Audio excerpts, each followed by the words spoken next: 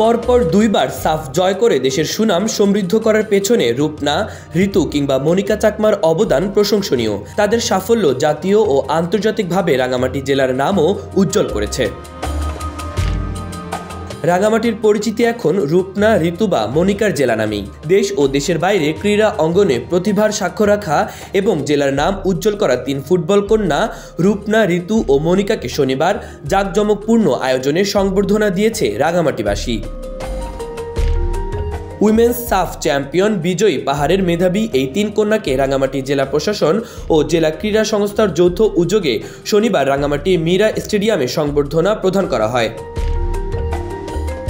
শনিবার সকালে কাউখালীর ঘাগড়া উচ্চ বিদ্যালয়ের মাঠ থেকে সুসজ্জিত ট্রাকে করে সাফ জয়ী ঋতুপর্ণা, মনিকা ও রূপনাদের নিয়ে মোটর শোভাযাত্রা যোগে রাঙামাটি শহর প্রদক্ষিণ করে মীরা স্টেডিয়ামে নিয়ে আসা হয়।